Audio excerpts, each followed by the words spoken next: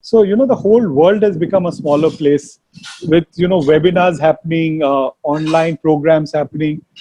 We've been lucky because we started this 2 years back, and I've always believed that education is eventually going to be online.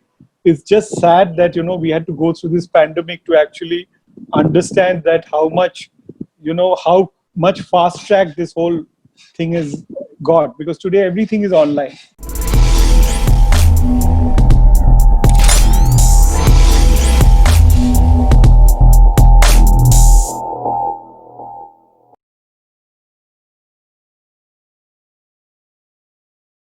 I've always believed, brick and mortar schools, you know, getting good teachers to come to a facility to give a lecture is all going to be a thing of the past.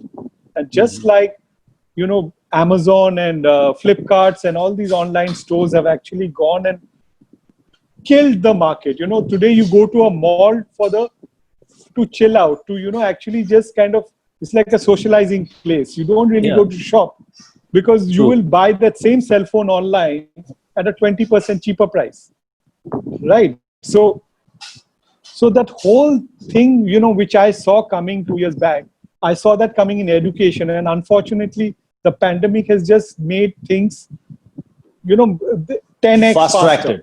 Yeah, completely. And we've got an advantage because we are already there. So, anything to do with online and sports, we are already there. We've already done it for 2 years. And these webinars, which have started in the last 2 months, we started the day the lockdown started. So the day the lockdown started, we shifted all our classes online. And we continued that for about 30 to 35 days, where we used to do 2 programs a day. But then when the whole world started doing it, it kind of got diluted, and we, only decided to do webinars or to do online lectures, which are going to be interactive and not just lectures, and only do special ones. So there's no point doing 20 different, because I get invited to, so many webinars, which I say no to because I see no value. I mean, you and me are chatting because we go back 30 years, 20 odd years. And today, you've asked me questions which made me go back those 20 years. I have shared, things with you, which I have not shared with anybody before. So, a discussion like this brings out things that you've never talked about. And that's what makes these chats special. If I go and, repeat this in the next webinar and the one after that, it loses its value. So, I would only like to do things where it's special, and chats where a youngster logs on and probably picks up things. I think it's a great learning thing for any youngster if he's watching it, is how important sports science is today. Going to Tendulkar's batting coach, or going to McGrath's bowling coach, or going to Leander Pace's tennis coach is not going to do anything for you. Because anyway, those coaches, one is they're already famous. So I believe very big coaches, big names don't really give you that time. And a big coach will never teach you with that passion, which when he taught Tendulkar with, the Tendulkar's coach, when he taught Tendulkar, the passion he taught him with, would never have that same passion 20 years down the line. Exactly. And today, if you want to be a successful athlete, you need nutrition, you need fitness, you need mental toughness, and you need emotional stability. These 4 things, if you can get, and if you get a team which gives you that, then you have a chance. So, these are things that you generally don't talk about. People are only working on fitness. No one is talking about mental toughness. People are talking about mental toughness, but not talking about emotional stability. To be emotionally stable is extremely important. You see what happened to Tiger Woods. His career went for a toss when his family life and personal life went for a toss.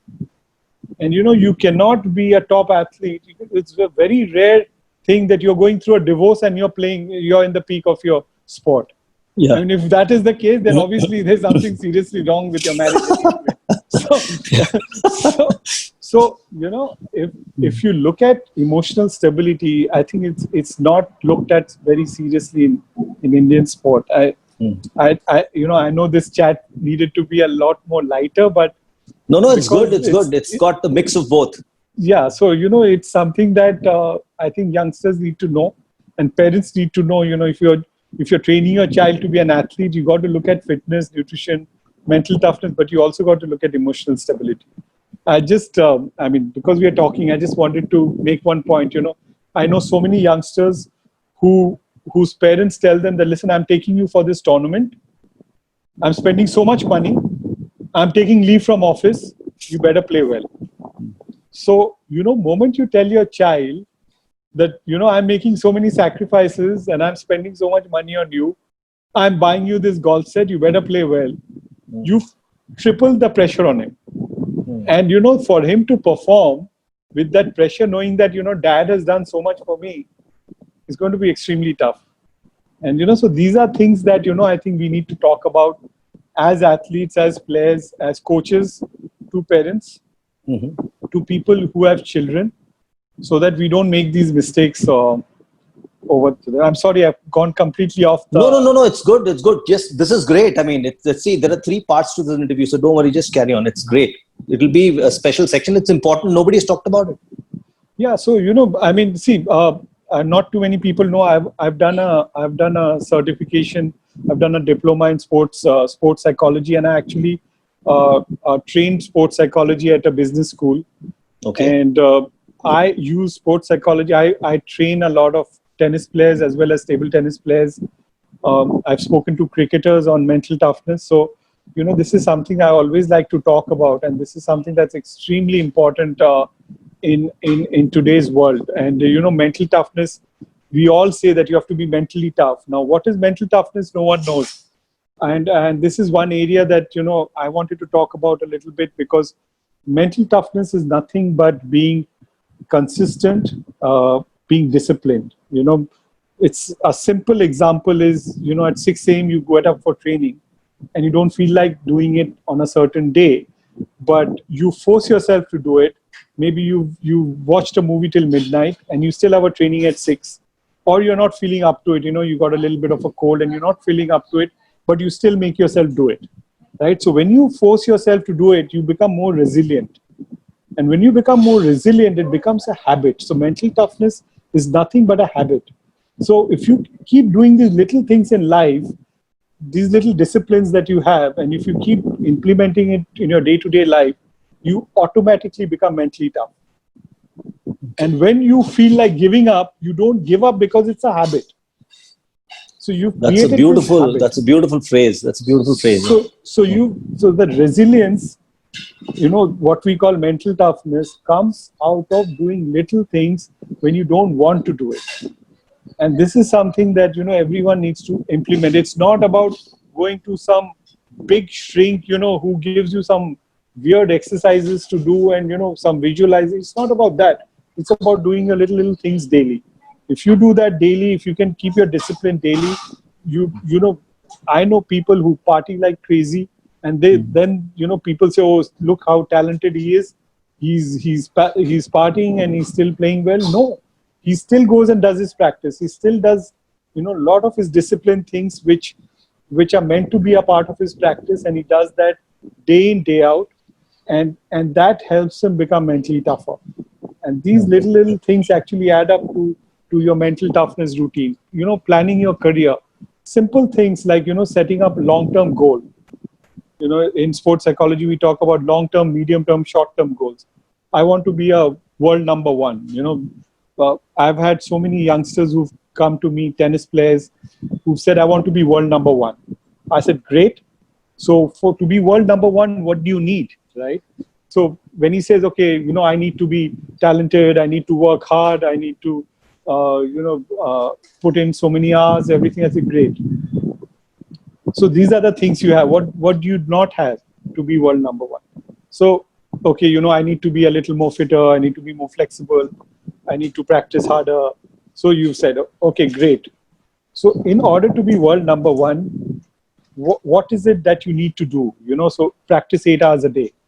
Are you ready to do it? No, but I have college, I have to do this, I have to hang out with my friends. So these kind of things, right? So when you have so many things, and then you say, okay, so if you have to put in those 8 hours a day, 2 hours of fitness, 1 hour of mental training, 5 hours of physical of your skill practice, are you ready to do it? And if you're ready to do it, are you ready to do it 6 days a week?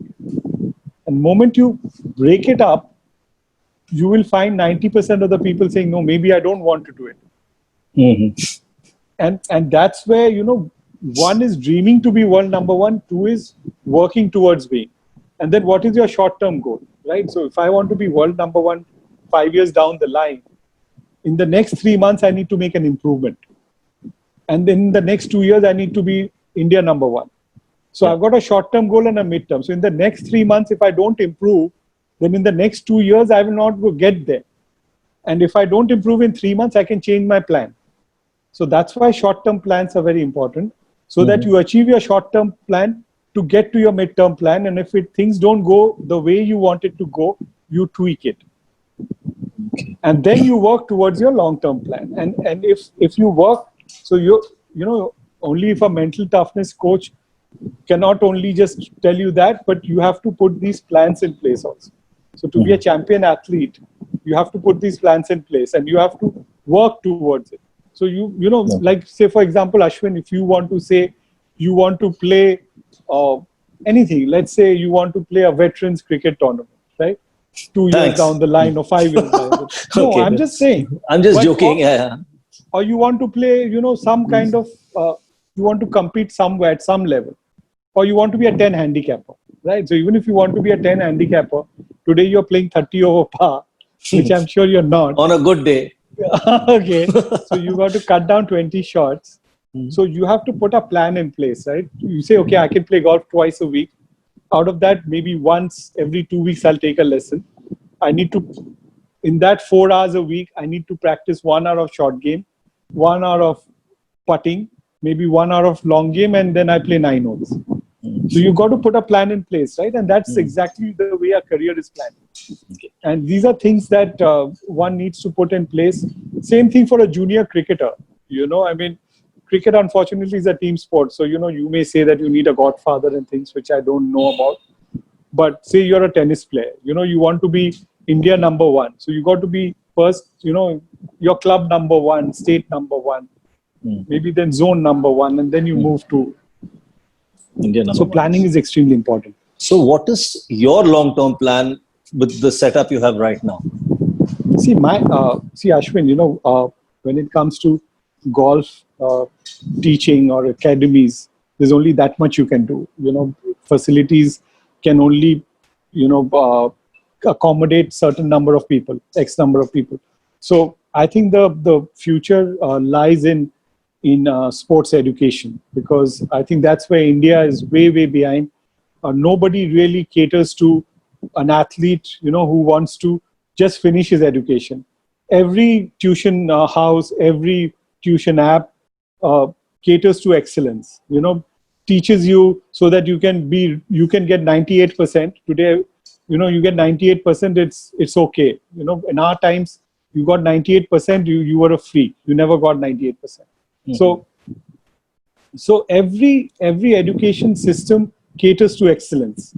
We want youngsters to focus on their sports as excellence. So our motto, our tagline, our line is passion to obsession. Okay. So being passionate about a sport is not good enough. If you want to be a champion, you have to be obsessive. If you're not obsessive, you cannot be successful. And for that, you need to focus only on your sport. So what our future lies, I think, is to give education to all the athletes across sports. We give them education packaged in a way where he just does enough to pass his school, pass his college, and focus only on his sport. And also have the knowledge about nutrition, fitness, mental toughness, time management, social media handling, handling finances, which will help him in his sporting career. So, we are giving him 7 subjects which are going to help him with his sporting career. So Okay. this is how we want, to move forward. And I think this is where our future lies. as a company, as an entrepreneur, my future lies is to be able to take education to athletes and to make things simpler for them. Okay. Before we conclude, a couple of interesting holes that you played, including the one in Nepal. So if you had to talk about two great holes that you can never forget, and the one in Nepal, if it is not part of the two, please let us know. Okay, so that Nepal story is I think will go down in history. I've already talked about it once, I think on some chat. I saw that chat, yes. I think with Tarun only. I think Tarun, because Tarun was my roommate in that week. Mm-hmm. I think, yeah, this was, I think, 2000. I'm not too sure which year it was. No, it was before that. I think 99 or 98. So there was this par 5 in the back 9 in it's the Nepal. Forest Hills, right? Forest Hills. No, not Forest Hills. Gokarna. Forest Hills is, I think, in Chandigarh. Chandigarh, sorry, yes. Yeah, so Gokarna has this par 5, which has a little stream, like a river flowing from the tee to the green. And this stream flows out of the golf course, so it's like a little river, like a small river, and quite a fast flowing stream, a very shallow stream. So I hit my tee shot on the left into the stream, and so did Tarun. I was playing with him, and Tarun took a penalty and played his shot, and he was all over the place. And I went into the stream. I tried to play out of the stream because the water was in the ball. The ball was not fully submerged. It was visible. It was, but unfortunately, my ball hit the bank and rolled back into the water hazard. And once it rolled back into the water hazard, it caught the stream, the current, and it started flowing. So as it started flowing, I started following the ball. So as I started following it, everyone was watching, and the ball was moving. So the rules of golf says if a ball is moving, you wait for it to stop. So it kept moving, and I kept walking with the ball. So almost 200 yards I walked with the ball, and the ball kept moving and kept getting closer. That's a long way. Yeah, so it kept getting closer. So the ball finally moved about 270 yards down to the edge of the green. So now the stream is the ball is next to the edge of the green. And another 20-25 yards, the ball will flow out of the golf course. So my ball is still in play. So what the ball was doing was it was moving, then getting stuck on a pebble, because it's shallow water. And then again, the pebble got moved, and then the ball starts moving. So the ball went and kind of got stuck near the green, threatening to move again. So I quickly took out my sand wedge, and I chipped it onto the green, and I made 2 putts, and I made par, and I walked out. Right. So basically, 270 yards I walked with the ball along the fairway all the way to the green for it to reach the green and then chip out and think. So Tarun was actually quite shocked, and he was actually upset also because he made like an 8 or a 10 on the hole, and I made par when we both were in the same situation. Yeah. So that story is probably the funniest incident. I mean, that goes by way far the funniest incident. Otherwise, I can't really remember any funny incidents. Nothing really on the golf course where, so this is a tragic one, but I can, it'll be funny for people who are listening, but not funny. It wasn't funny for me. I was in contention in Chandigarh Golf Club, and I think I was playing with Jeev. And this was which year? I don't remember the year, but it will be in the late 90s. It will be in the late 90s. It will be one of those, Chandigarh Open or something where Jeev would play, Jyoti, Atwal, everyone would play. So very good field. And I was on the 16th hole, the par 5 16th, and I hit my second shot just right of the green. And leader group, third round. And my ball is just right of the green. And we walk up to the green, big gallery. And we go up there, my caddy keeps the bag, and we start looking for my ball, and we can't find my ball. So we can't find my ball. So, everyone is looking, my caddy is looking, The entire gallery is looking, and there's just light rough right of the green, and we can't find the ball.